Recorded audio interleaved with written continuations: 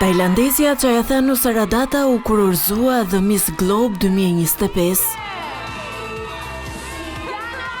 Një spektakël magjik i cili u zhvillua drejt për së drejti mbrëmjen e së mërkurës në Tiranë dhe u transmetua përmes ekranit të televizionit kombëtar Vision Plus. Më të bukurës së globit ju dorëzua kurora që do të mbajë përgjatë gjithë vitit nga ish-misi kolumbian Diana Moreno. Mes vajzave pjesëmarrëse, shoqëruesja e parë e Miss Globe u shpall e bukura Valentina Gegprifti nga Shqipëria, e ndjekur nga shoqëruesja e dytë, çmim ky që shkoi për misin nga Shtetet e Bashkuara të Amerikës dhe vendi i tretë për bukuroshe nga Belgjika. Spektakli më prestigjioz i bukurisë, veç sfilatave të mbajtura nga vajzat pjesëmarrëse, dhuroi plot emocione dhe surpriza.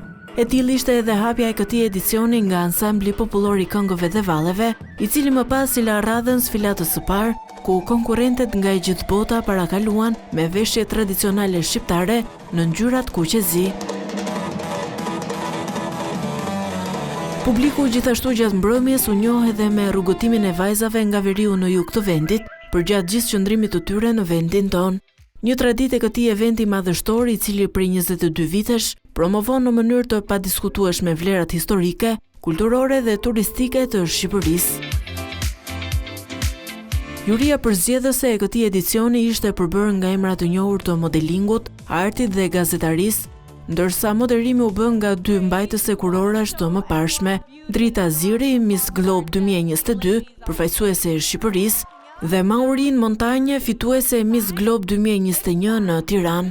Pas përfundimit të finales madhështore të The Miss Globe 2025, në Pallatin e Kongreseve u zhvilluan edhe festimet për 30 vjetorin e Deli Art Association, organizata që ka sjellë ndër vite këtë spektakël në Shqipëri dhe botë. Mbrëmja u kthye në një homazh për 3 dekada pune artistike, duke bashkuar ish fitueset, organizatorët dhe personalitetet e kulturës në një fest plot emocione, muzikë dhe kujtime suksesi. Nata e kurorëzimit të Miss Globe 2025 u transmetua drejt për drejt për një audiencë globale përmes platformës së YouTube dhe ekranit të Vision Plus.